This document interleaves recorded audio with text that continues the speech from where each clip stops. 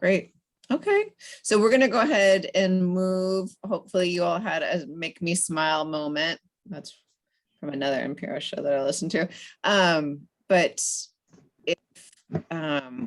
if we're finishing up with what's something that made you smile the last 2 weeks, then we have a second question that is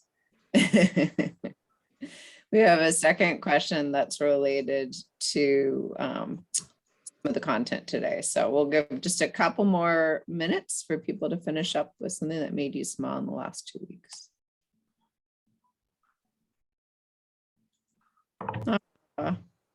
Someone has a dad who goes camping. That's very nice. Training on inclusion with a discussion. Remember to teach from the heart. I used a video called Dr. Baked Potato. You can't see the rest of it. Thank you. To talk about inclusion. I just got pics from one of the teachers. He baked potatoes with his kiddos. Wow. I'd like to hear more about that. That obviously was some sticky content.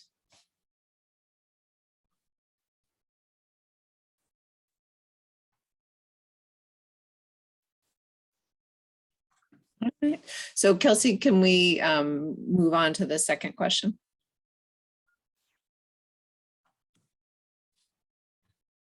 All right, so the second question is, when it comes to the SPIDIG National Meeting, what do you look forward to the most? And if you are new to the SPIDIG National Meeting, the question could be framed, what would you like to happen at the national meeting? So either if you've been there before, what do you look forward to the most about going to the next one?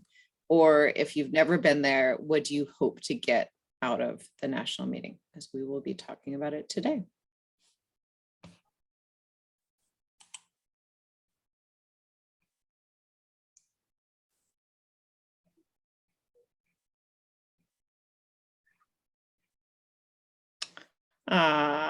Annette, very sweet.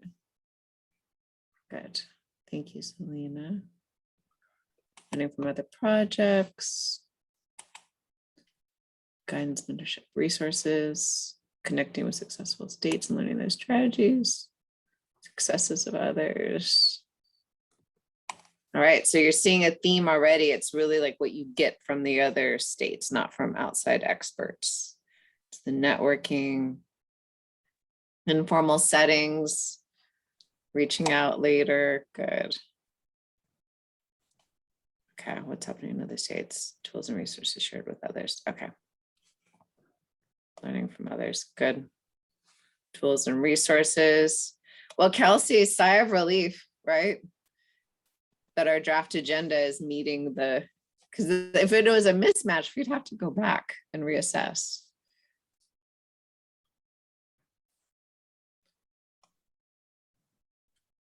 Okay, great. Thank you for the reminder, Perry. All right. Great. This is really, these are helpful data for us, and it does tell us that our planning committee knew what they were doing. And Jen, you are on the phone, or sorry, very old. You are on the Zoom. Would you like to ask your question, or do you want me to go ahead and ask it for you? It would be great if you went ahead and asked it. Okay.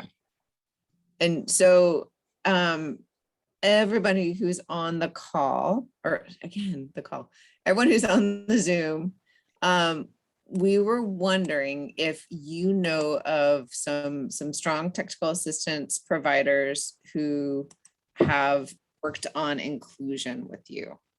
So we're just kind of collecting information about strong TA providers who have worked on inclusion, or contractors, things like that. So if you could add into the chat about that, that would be great.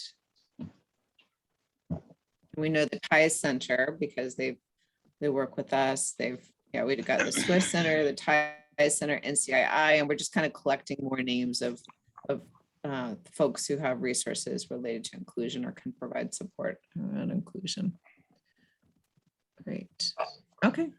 Well, thank you so much, everyone, for adding to the Menti. That's very helpful. Good, good, good. Michael McSheen, Carol Quirk, Julie Costin. This is great. Thank you so much. All right. Oh yeah, no problem.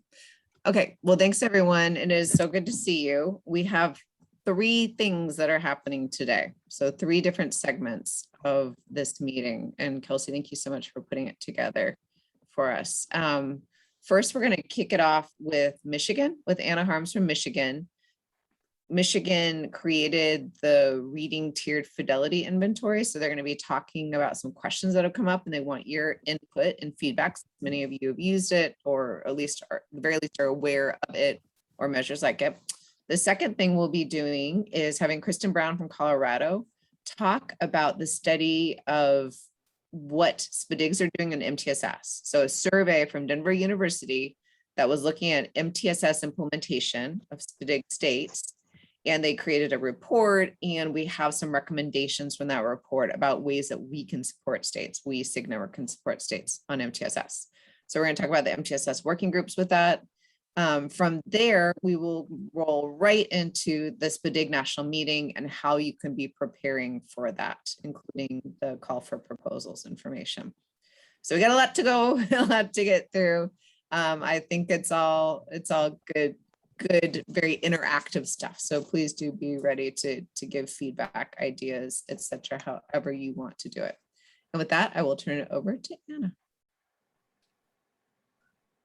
Thanks, Jennifer. So I'd reached out to Jennifer a few weeks ago because we're continuing work with the Reading Tiered Fidelity Inventory in Michigan.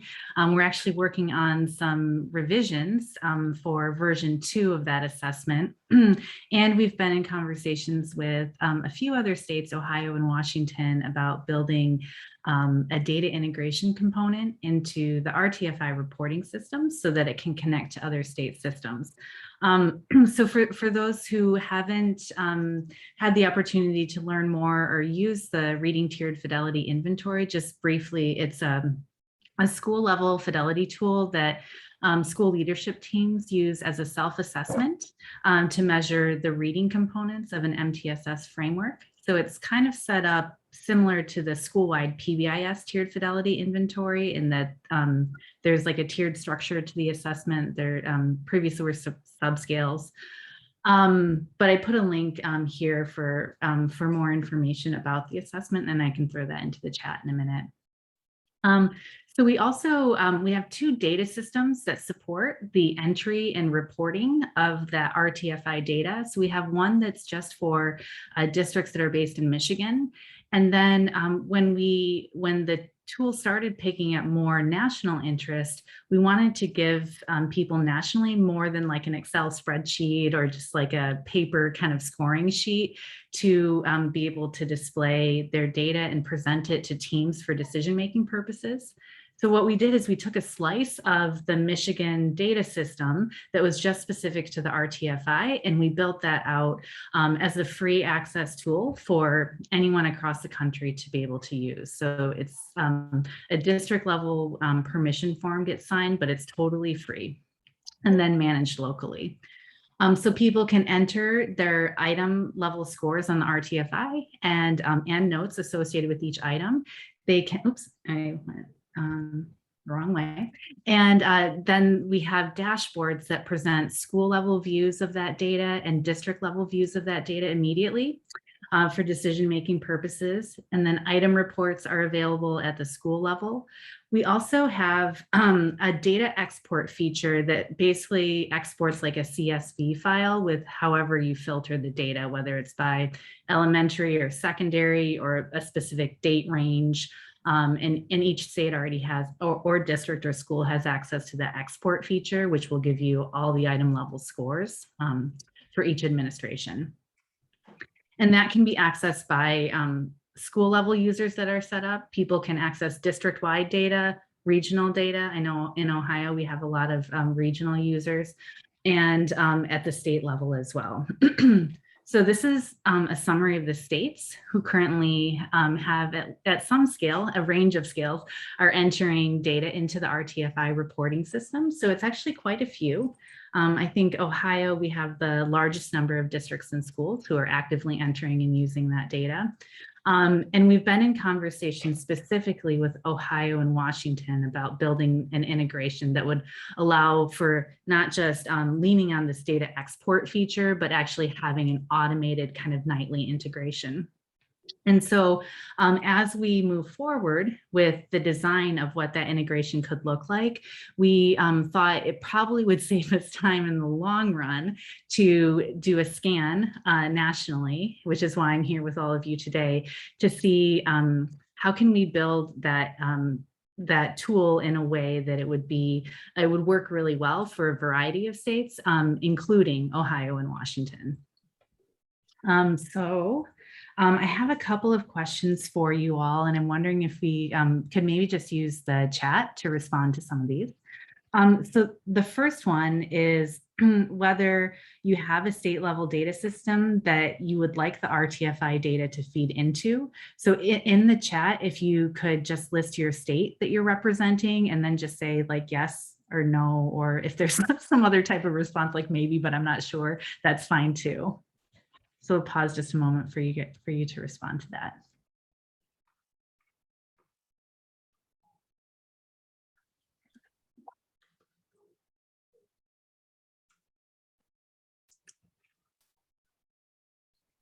And I see that Justin is on from Washington, so yes, this is a definite yes there.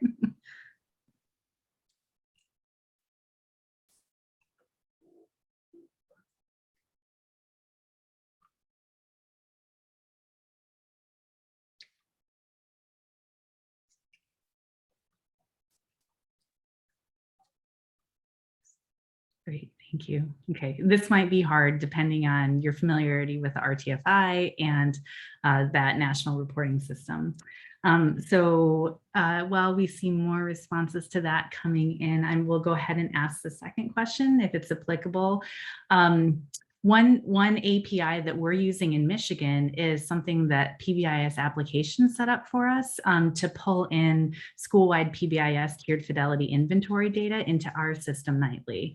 And that's like working really great. It's eliminated duplicate data entry. We have really like live kind of next day access to anything that's been entered into PBIS assessment. And then we have that feeding to a bunch of different data visualizations and reports. So we were thinking that other states might also be leveraging that API from PBIS apps, and that maybe if we followed the structure that they're already using, that might be a good model for how we build the API for the reading tiered fidelity inventory, because you may have already set up your system to accept in that other data source. Thanks for the comments that are coming into the chat. And if you want to come off of mute and get on video and on the microphone and just say anything, any words out loud to the group, that would be great too.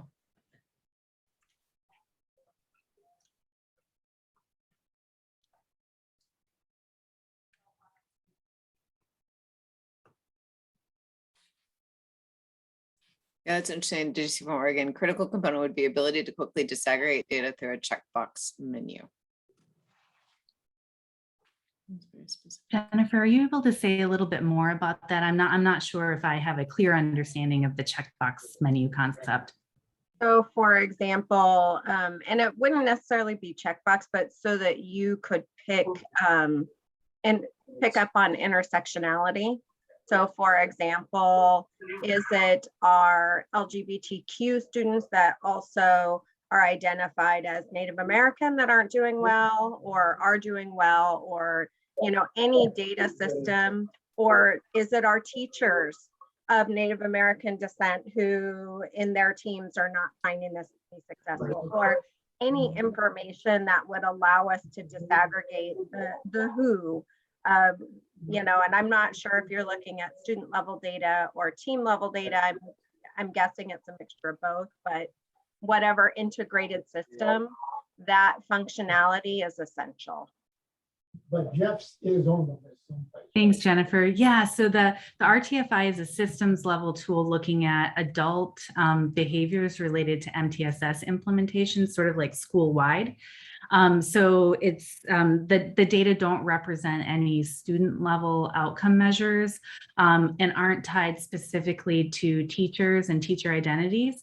But so I would imagine that would be more of a state level system request to be able to take in our TFI data and then be able to connect that to other metrics that you might already have access to about school demographics and the characteristics of students and staff within those schools.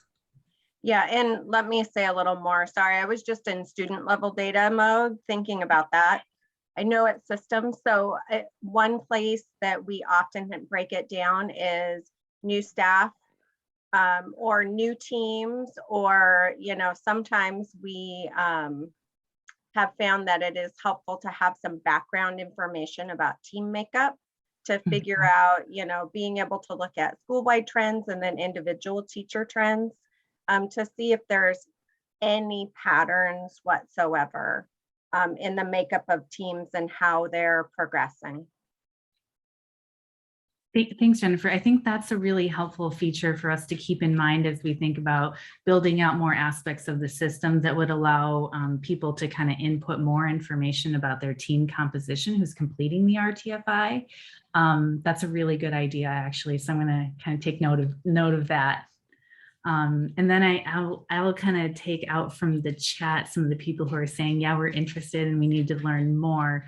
But I'm not seeing anything right now that suggests that if we followed this pathway of designing similar to the school-wide PBIS TFI, that would actually be problematic for states. Do I have that right? And no one's responded specifically to the API question. Got it. Okay, very good. Well, thank you so much for the time in this venue. Yeah, thank you, Anna. And thank you for sharing so many things. Michigan, I think everyone on this call, all the SIG network states are great at sharing. And I think Michigan has been doing the work for longer than most states. And so you've had a lot of resources, but you've always been so gracious in opening things up for everyone. And so anytime we can give back a little bit to you, we love to do it. Oh, thanks. It always just results in learning back. So thank you. Yeah. And it makes my federal project officer heart happy whenever something that a state creates is used by other states, because we love efficiencies so that you can use your money to reach personnel, right? All right. So next, we're going to talk about multi-tiered systems of support, MTSS. And we had a preview of this last time because you might recall that we had two presenters on, and if we had time, Kristen Brown from the Colorado SPDIG was going to talk about the report done by Denver University about MTSS and SPDIG states. We didn't have time. She was kind and flexible enough to agree to come back to talk about it now. So she's going to give us some information about that report, what was found in it, why she asked for it in the first place, how Colorado is going to use it. And then I'm going to talk about how SIG Network is using the information for our MTSS working groups.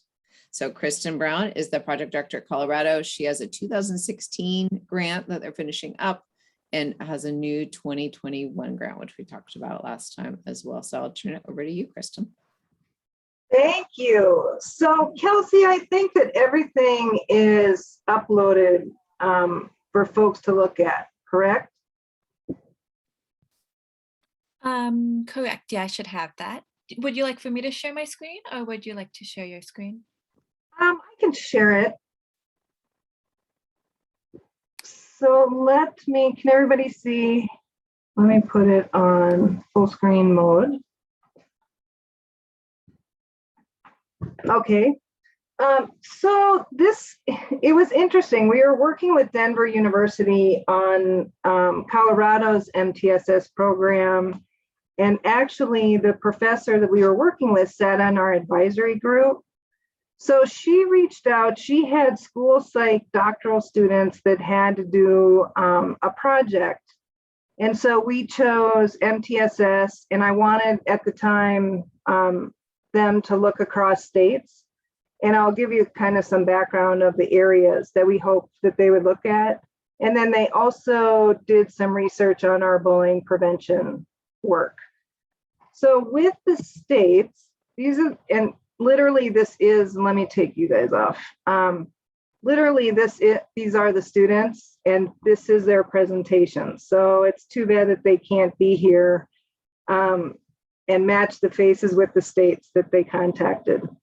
So I really do want to give a shout out, and we are so grateful to Justin and his crew from Washington State, Sydney and her crew from Utah, Sheila Lovato and her crew from Montana, Crystal from Arkansas, Louise from New Jersey, and Steve and his crew from Michigan. So those were the states that really helped us and brought all this information together. The study took place from April to June, so it was very short, and there is a short window, and you'll see some of the limitations were just access to folks. I'm not really going to jump into their logic model, but they did have a logic model. So some of the things that I wanted to look at, and Sydney and Sheila and other folks were a part of this, is we were all building online academies, and with different lengths in the modules and different topics. And so a couple things. One, we were hoping that they would look at states' websites to see what access and how that they were displaying their information and access to their online academy. Oh, and this is the wrong site. This is really what they did. They looked at Google surveys and then they did interviews with the states. Here's what they were looking at. So tiered systems of supports, what were some of the commonalities and the differences? What platforms were states using for their online academies? What tools did they have? Communication, what types of communication did they use? And training. And you can see from this chart that is blocked that the main focus areas across states is really interesting, with 33% looking at reading, 17% looking at academic and behavioral, and then 50% looking at social emotional and academic, which we could probably pull these together.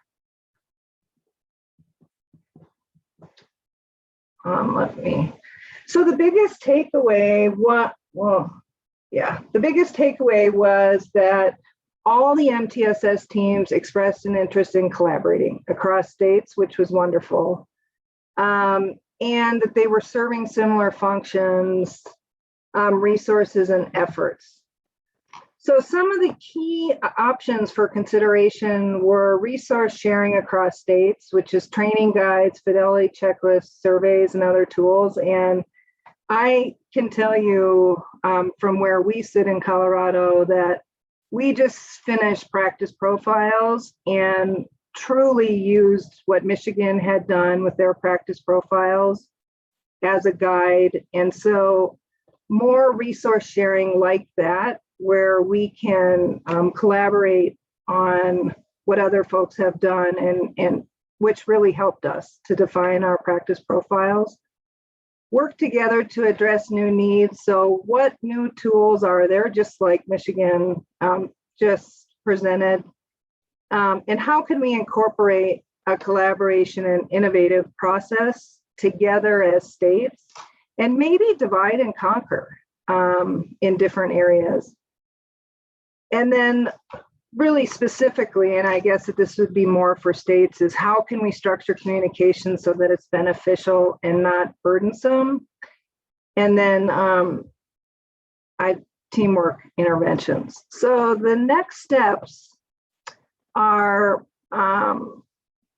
really looking at the main goals, which are resource sharing, online training platforms, social emotional supports, and maybe regular check-ins. And I think Jennifer has a vision where we can do that and maybe break out into smaller groups. And then just keep reaching out to other states for follow-up and partnerships. I know that a lot of these states that these students interviewed I've already reached out, and some of us, we need to get together again, but we're talking about ways that we can partner. 100% my team watches and participates in other states' symposiums and conferences, which is great. So I'm going to get out of here, and I'm just wondering if there are any questions before I show you just a few more documents.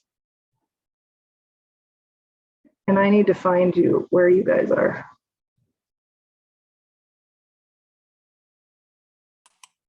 We know where you are, if that helps at all. Okay, that's great. Okay, I'm just going to jump in and then I'll stop sharing my screen. I don't see any chats so far, so. Okay, so just a couple of resources that are in the folder if you want to look at it. Here's a one sheet overall what was found with the states. And again, Are you, Kristen, do you mean to be showing that right now? Because we can only see the questions slide. I just want to make sure. oh, no, I mean to be sharing. Let me share. Okay, you might have chosen just to share the one specific document as opposed to your screen. Okay, can you see this one? Yeah, that's up. Oh, good. Thank you. Mhm. So this is the one sheet. It's overall, it's the big takeaway, which is nice because it's all together. But I just wanted to point out that just that needs assessment of where states need additional resources is something we might want to consider. Maybe we want to consider SIG Network. We already share resources there, but maybe we create a dashboard, or I don't know how that we can better share resources with each other. That would be great. And then what Jennifer is going to talk about is holding smaller group meetings. And then let me just jump into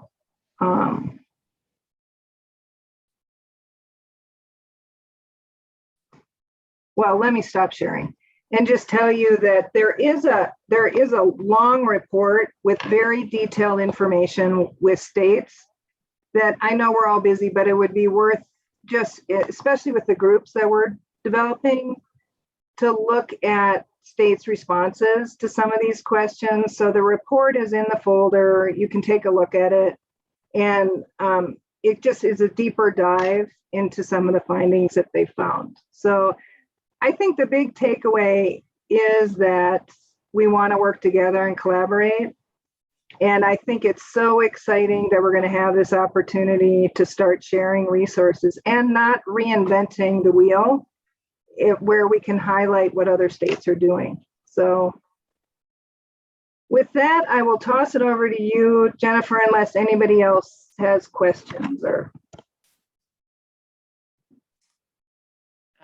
Sid, she loves working with you. Oh, And I hear that a lot, by the way. She's not the only one I've heard that from. yeah, that's what's wonderful is helping each other.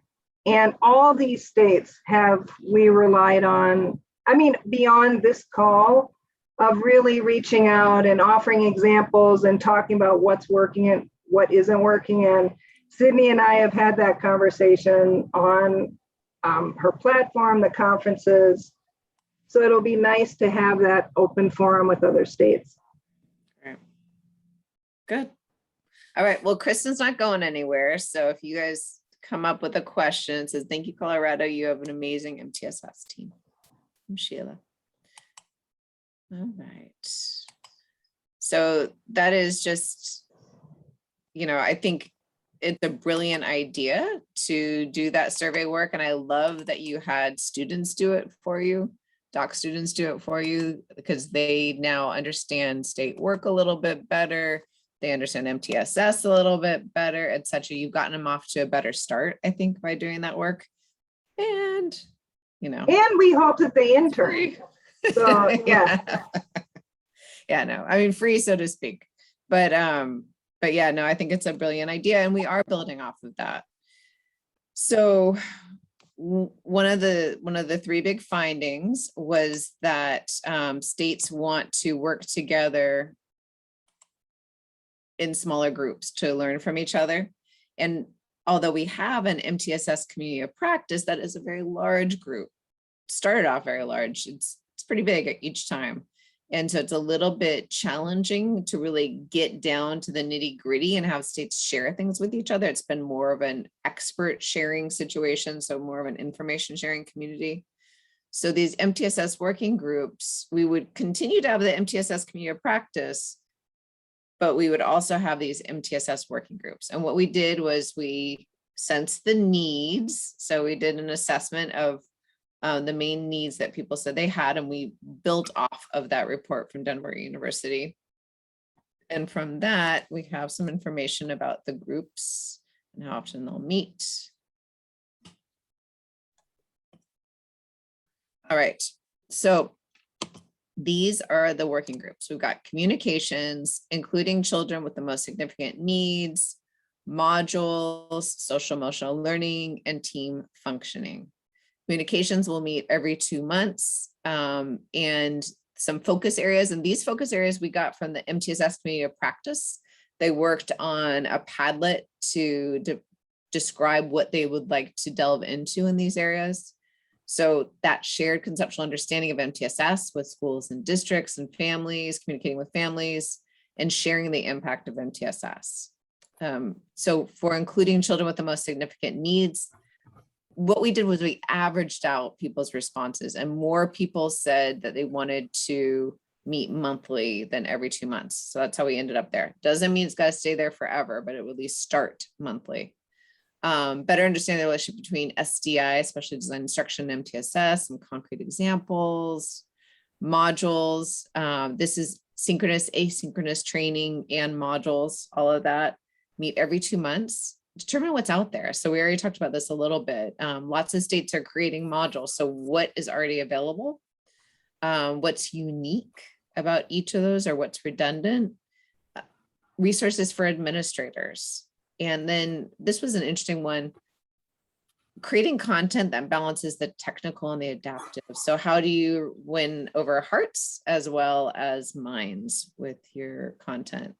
How to customize others' content? That's I think it's a tougher question than it sounds at its face.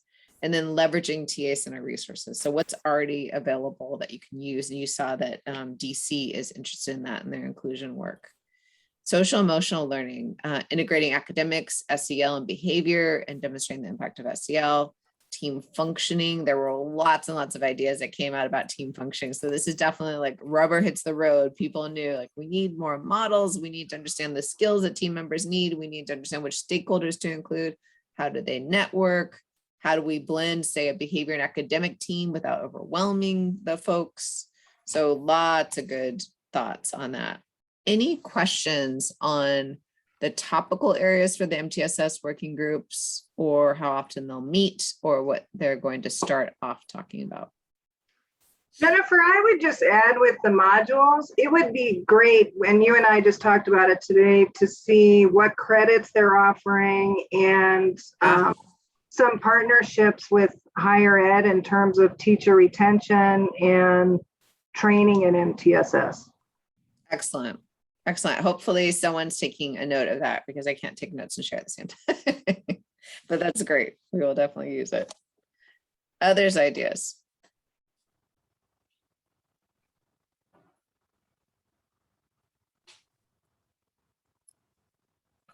All right. So the other recommendation was that there would be a place for people to share their resources or ask questions, you know, just easily share. And the SIG network, we could do it on SIG network, but we have this freely available resource from OSEP that I think is really well structured for what we need to do. And so we're going to use that. So it's on Engage OSEP. You can see we have an MTSS page now. And then what we'll do on the MTSS page is build wikis for each of the groups. So you won't have to build a wiki, but we'll start a wiki. So say for communications, and then if people want to share ideas and questions, if they have a resource, they can just post really easy. I started to post resources today, and it was not hard at all. It's really, you know, I'm not the worst person technically, but I'm also not the best. So if I can do it, you can do it.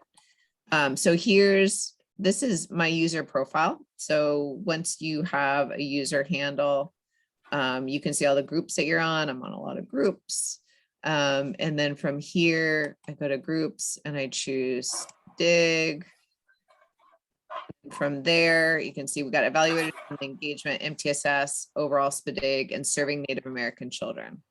So for the MTSS, if we view the group, and so far it's just me and Kelsey on there. So once I know, we have some names that we'll start to add from our survey, but you will have a chance to give us your names and then we'll build up the groups. So you can see I shared Michigan's MTSS practice profile, the publicly available modules. So this is from a previous conversation, I believe in May.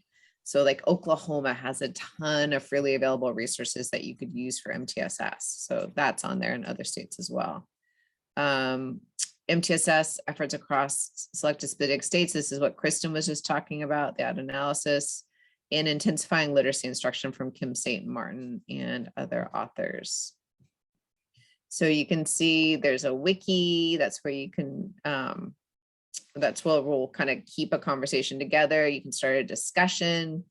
Anyone can comment on things. It's very democratized, and we can also create our events here. So say, when we have a meeting coming up, that information could be there. So what questions do people have about using Engage OSEP or the MTSS working groups?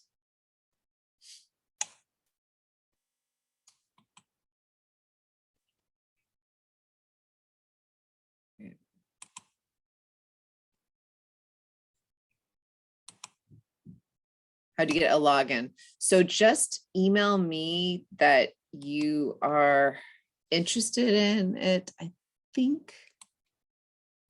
And I'll add you to the group. And especially if you can, I'm going to stop sharing. Well, actually do this. Go back to my slides. If you can tell me which group you're interested in, if it's just normal SPDIG, that's fine.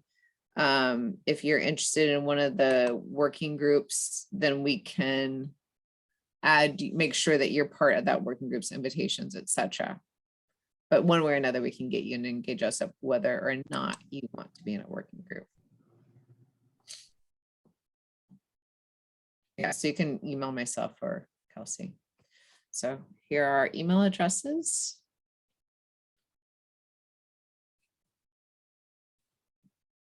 All right, you're welcome. Okay, so from there, will everyone have access to it? So everyone who wants to be part of it will have access to it. So I'm going to have people send me their interests, and then we'll get them signed up.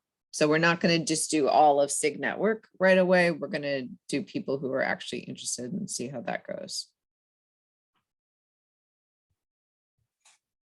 Because we already have SIG Network, and just to remind people of what we have available already to us. So if you go to SIG Network and you go to the resource library and then MTSS, see, we got training, coaching, guidance, policies, research, communications, other resources. So we do have, like Utah's modules, Colorado's trainings, Oklahoma's course enhancement modules. I think that's from CEDAR, SC portal, and some guidance from different states that you might want to look at if you're developing guidance, some definitions for policies. And then you can see what Kristen was just sharing, the collaborative analysis, communications, and practitioner's guide. So we do already have resources available to us here. This is just a faster way with Engage OSEP that we can keep on adding and keep on working together on things. All right, I'm going to go into, feel free to use your mics. You can stop me. But in the meantime, I'm going to start talking about, oops, let me do that. Start talking about our conferences coming up.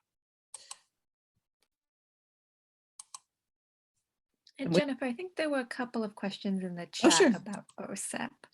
Yeah, do you want to read it to me? Sure. The first one is, how do you get a login? Yep, just that one? email Okay. myself or Kelsey. Okay. And I suspect the answer is yes, but will everyone have access to this? As long as they request it, yeah.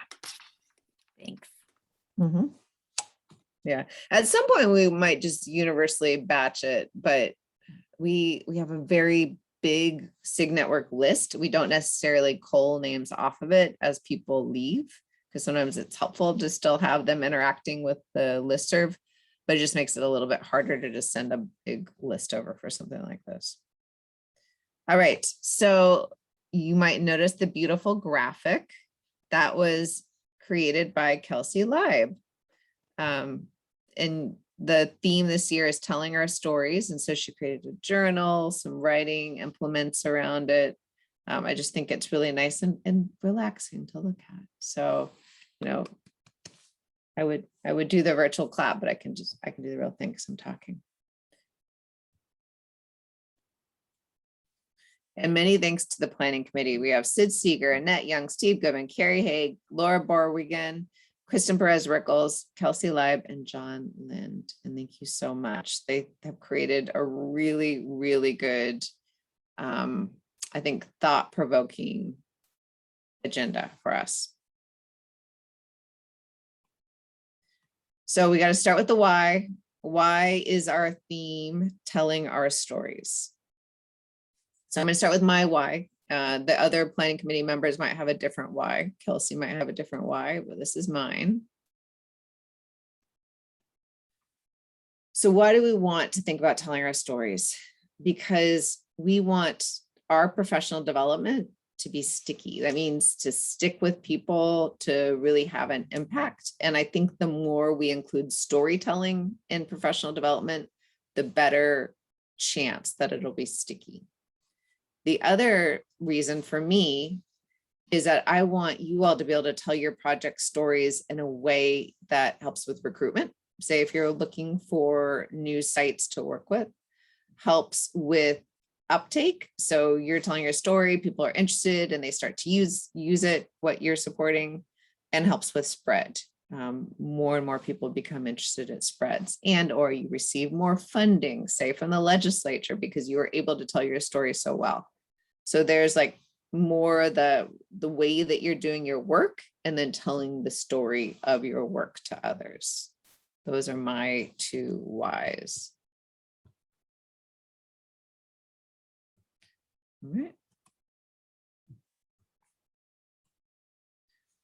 So I wanted to share this with you just as a way to highlight how important storytelling is in the way that we share our data, in the way that we talk about our work. So the Check and Connect program, Minnesota has had quite a bit of success with that. Their last SPDIG supported it. So they are wrapping that up. Their SSIP, their State Systemic Improvement Plan, supports it. And they've had a lot of success with American Indian students and African American students with this program. And they've really specifically looked at those data. But, you know, I love their tables and I share their tables. I think the most recent newsletter may have had that, or maybe it's the next newsletter we're going to do that in. But I love the quantitative data, but you got to hear this because this is going to stick to you. Another participant recalled, a student who graduated recently told me his mentor called him every morning as his alarm clock to make sure he was getting up to come to school. And he told us that helped him more than anything. He did not ever have someone to wake him up and get him going. You know, he's the first person in his family to graduate. He's going to take his family on a new path now. As much as I love seeing the graduation data, and I love to tell people graduation data, having a story like this just makes it so real about this individual student who does not have an alarm clock, does not have somebody there waking him up, but there was somebody at his school who was dedicated enough to be his alarm clock every single morning. And what a difference that made. This is another story I'm really interested in right now. And the story was American Indians have the highest COVID vaccination rate in the US. And I loved, you know, so my question was, I had heard this headline. And so then I was very, very interested. Why is that? Why is that? And it matters for the health of people. Certainly I was interested in that, but it also matters in what we're thinking about. How do you reach people? How do you get people interested? How do you get people to follow through? And so from my read of this article, the health service, the Indian Health Service, gave people voice and choice. So they surveyed, they took the information, and they developed a program around it. People had a choice of how they received the vaccine and when. They connected the effort to what mattered most to the people they were trying to reach. And so that's this quote here. The language you hear throughout Indian country is be a good relative. Do this for the grandmas, do this for the ceremony, do this for the language, because our people are precious. We already lost a lot. We can't afford to lose more. And they modified processes to respond to people's needs and desires. So once they got going, it wasn't just, this is the way it's going to be. They kept on changing with the data that they had, with the information they had from the people that they were serving. They were really in touch with that. I also wanted to share street data. I'm in no way saying you should go out and buy this book. I haven't read it yet. I just started it. But I love, so I watched, Annette sent me a webinar that they had done about the book, and definitely got me more interested.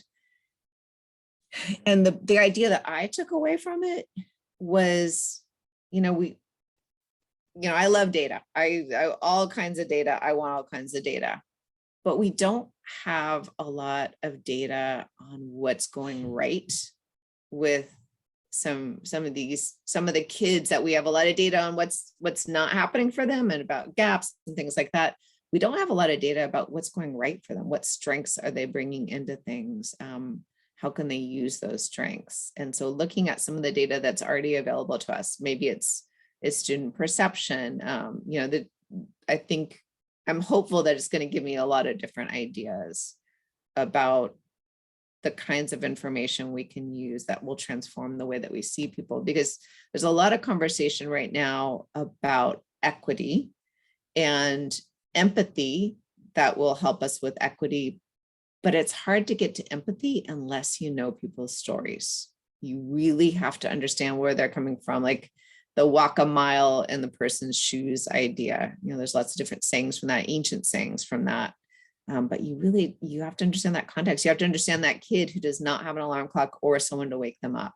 And that's why he has been absent or tardy so many times. You wouldn't know that unless you had that quote. All right, so what can you do right now to prepare for the conference? One, there's an article you can read, and there is a link to it here. And also Kelsey can add the link in the chat. It's a real quickie from Harvard Business School, so you can quickly go through it. It just talks about the research basis for why storytelling is important, and some thoughts about storytelling and how you can get your ideas across better with them. Shorthand.com. So SIG Network is purchasing this, I guess you call it software, that helps organizations tell their stories. And so what SIG Network is going to do is support you in using shorthand to help your communications. However you want to tell your story, whatever about your story you want to tell. And I know it's kind of hard to picture what that's going to be. So I'm going to show you, you can click through, but I already have it up. So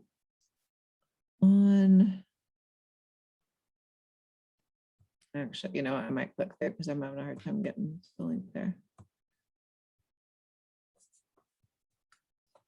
So on CSEP's site, they have worked with various states with the shorthand software to go ahead and create their stories. And so this is what it looks like for Colorado. So this is for their work with CSEP, not their SPDIG specifically. So you can get to the website. So first they talk about their implementation teams and describe that. So it puts images in there, scroll through quality. various graphics that you want to represent. Then it talks about the implementation drivers and what that looks for that like for them and their quality schools efforts. And then usable innovations. So what is a usable innovation? Here's they embedded a video. And then some links to more information, etc. So you get the idea, but you can see it lives on CSEP's site. And I believe it also lives on Colorado's site. And I think that's what SIG Network is going to do, is that we can have it up on SIG Network, but you can also put it on your website. You can put it wherever you want. And they do have the support. Shorthand does have the support to provide you when you're building it, but also SIG Network, we're probably going to be able to give you some support as well. Kelsey, is there anything you wanted to add to that? No, I think that's all pretty comprehensive what you spoke about. I'm really excited to see what everyone does with shorthand, and I think there's a lot of possibility. And I don't even think I can quite imagine what that is yet. I think we have so many different people and different different amounts of work going on that it'll be really helpful. Yeah, I agree. I think we got to do some blue sky thinking about how we can use it. So any questions that that was a big thing, the shorthand. So any questions about shorthand before I move on?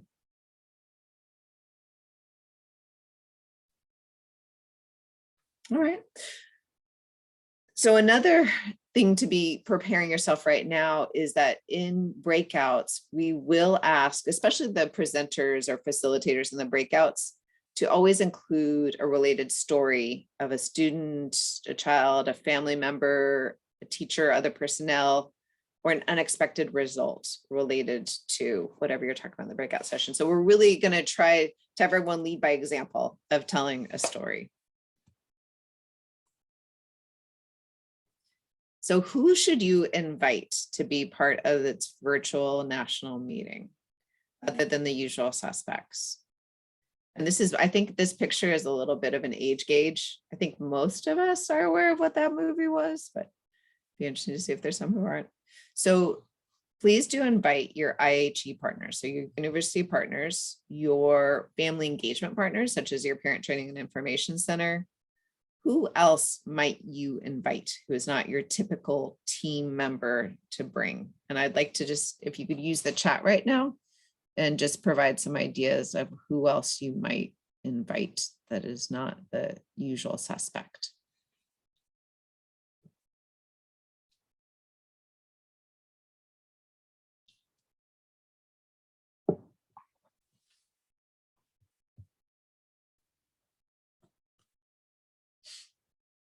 Local school district representative, great.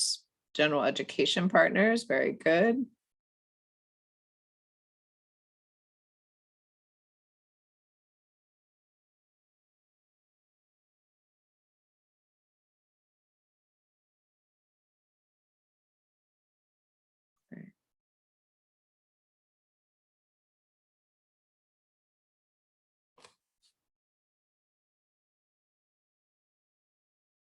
Network specialist, very good.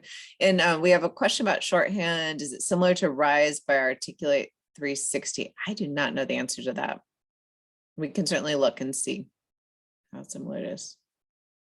Tribal communications coordinator, excellent. And that makes me think I should invite our contact from the BIE as well. Great, thanks everyone for adding those ideas. That helps everyone else's thinking. All right, so let's look at the agenda. And of course, it is still in draft form. We will be working on it. It's not necessarily going to look exactly like this, but at least it'll give you a sense.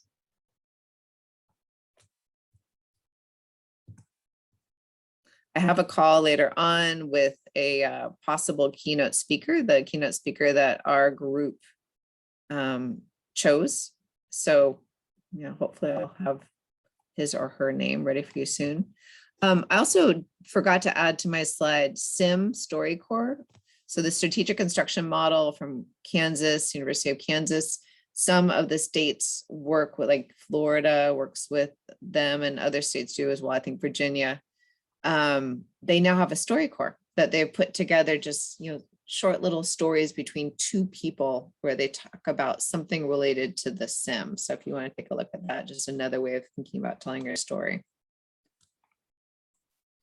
All right, so we plan to have a pre-session. So before the day starts on October 13th, an overview of shorthand. So if you want to get a little bit deeper into what shorthand is that day, if you haven't had a chance prior to the conference, we will go ahead and do that with that session. We're still learning too, so it'll be interesting to see what we come up with at that point. 11 o'clock, the conference begins. We think it might be about Indigenous storytelling, but something related to storytelling, we know. And then we're going to have cross-state meetings talk about the keynote. So 4 states, it's going to be a collaborative journaling activity. And so we'll have some more directions for you by then. We will have facilitators. And you're seeing our process agenda, just so you know. So it's a little bit extra information. So at 1:25, after some videos, we're going to have Tiny Tales and Quick Questions Part 1. Thank you, Arizona, for coming up with some fun titles for us. It's a 15+15 breakout session, which means you have 15 minutes to share a tool or resource, 15 minutes for questions and discussion about that resource.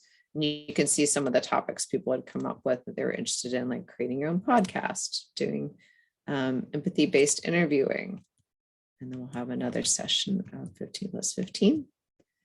And then we're going to have community meetings. Even if you are not part of a community, you can still go ahead and meet with the group. That typically happens.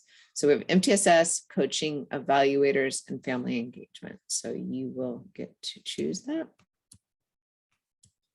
that. Short stories. This is where you are going to meet one-on-one with a conference buddy, also known as like a dance card. You just get to meet together in a Zoom room or Zoom breakout room.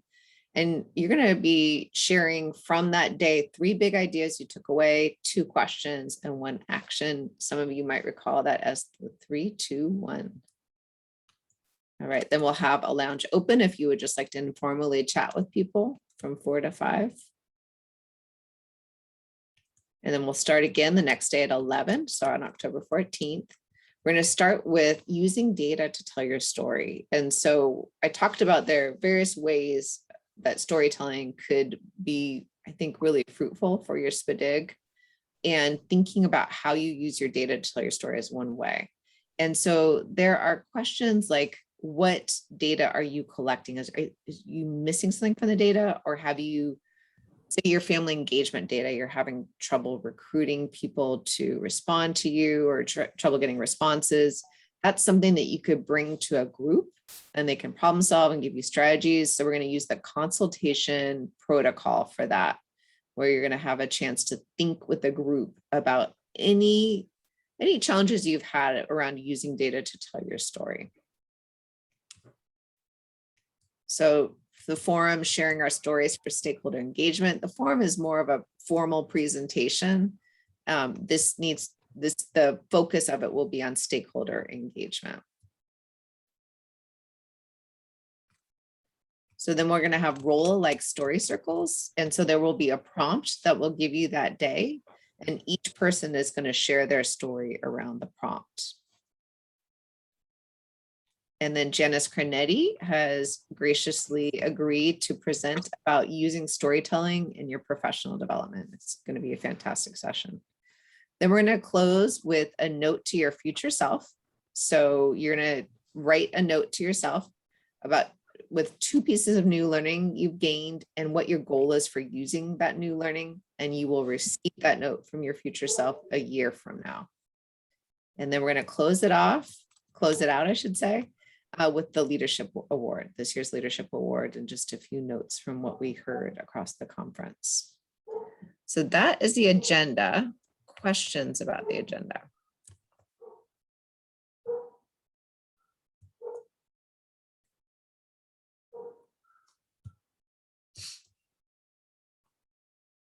North Carolina works with SIM as well. Thank you for reminding me. Good.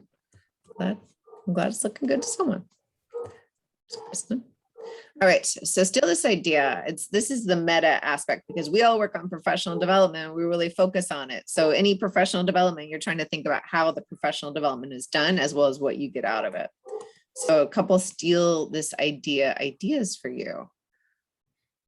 So these different formats are something that you could use in your professional development if you're not already doing so. Collaborative journaling, the tiny tales and quick questions, which is the 15+15. We're going to have a whole group engagement with Janice that you might get some things out of how she's doing that whole group engagement because she is a master.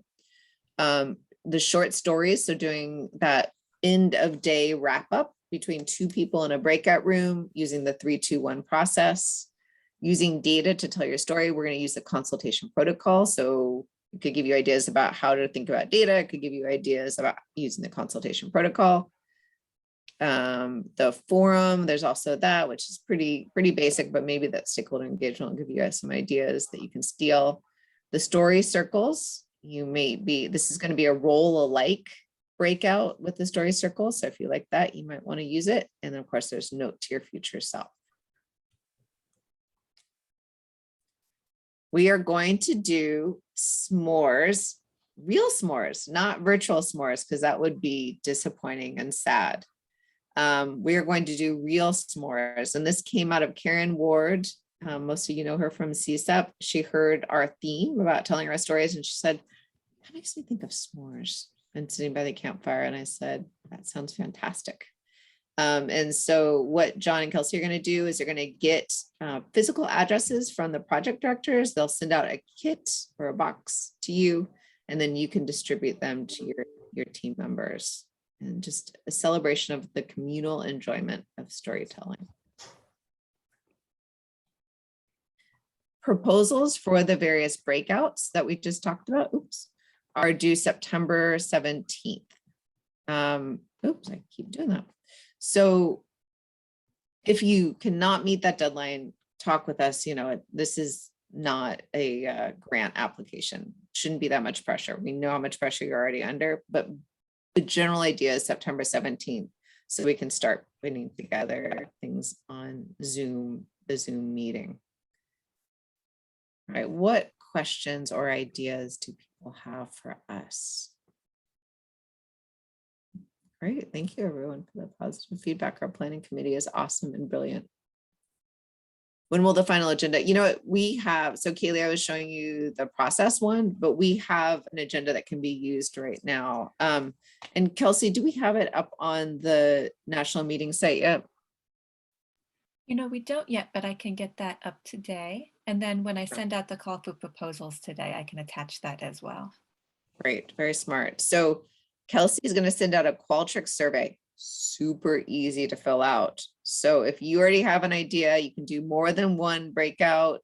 But if you do want to apply for more than one breakout, you're going to have to answer Qualtrics twice. I went through it a couple of times. It took me 5 minutes each time. Of course, you're going to add a little bit more information, but it took me less than 5 minutes. I think it'll take you about 5 minutes. But those different breakout formats, it's listed before you start the Qualtrics survey. So if you can't remember the kinds of formats, you'll see it there. But be thinking about data and how you use data to tell your story. And if there are any challenges you've had in the last year, I know everyone's had challenges that you would love to get people's ideas about. Be thinking about stakeholder engagement. Is there anything you can share with others? It could be how you're doing stakeholder engagement in your SIP. It doesn't just have to be specific to this PDIG. Be thinking about, which one am I forgetting? The 15+15. That's always the easiest one because everyone has a resource or tool to share. So please do, we love everyone. You could see when we first did what are you looking forward to for the national meeting? What did everyone say? Sharing with each other, learning from each other, networking, seeing others' resources. So it just takes really everyone putting themselves out there in order to do that. Do we have to register to attend? Yes. You will definitely be able to get your partners to register as well. And I don't think, Kelsey, we have not set up registration, right? We have not yet. And something to keep in mind is that we'll have you all register for a Zoom webinar. So that will sign you up and it'll look like you're registering for one webinar at 11 o'clock to 12 o'clock on the 13th. But giving us that information will allow us to share all those future meeting links with you. So as long as you register with that, which we'll be sending out about 2 weeks ahead of the conference, then you'll be all set for the rest of the conference as well. All right, thank you, Kelsey. And Kelsey, thank you. Thank you. Kelsey was part of the team last year, if you recall, putting together the virtual meeting, at which time we said, oh, thank goodness we don't have to do this again. And we're doing it again, which I know has happened to all of you too. It's a lot of work, as you know. So, but Kelsey was part of the team, very important part of the team. And so she really knows how this all goes. And we're so lucky to have her. And also, Kelsey, I don't know if you've ever shared what you're receiving your master's in your focus area, if you feel comfortable doing it, if you could share that now, because I think it really goes along with the storytelling, and it is why you have a lot of good ideas in this area. Oh, sure, yeah. So my background is in nonprofit management with a focus in arts administration. And so in that field, we do a lot of story circles, a lot of storytelling. And in addition, things like fundraising in nonprofit management are really story oriented because they're so convincing and engaging to people. So I really hope that I can bring that to this conference. I hope it offers some assistance with connecting in this virtual world that we're in now. Yeah. And Kelsey brought the format of story circles to us, which I think is going to be really, we sometimes get into a rut with the formats we use. And so anytime anyone brings a great new way to do a breakout, I really appreciate it.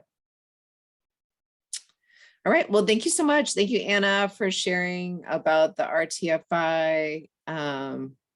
Yes, we can definitely share the consultation protocol. So Kelsey's going to be sending, and Kelsey, is it going to be part of the email, or where will you put the consultation protocol? So that will be attached to the email along with the agenda.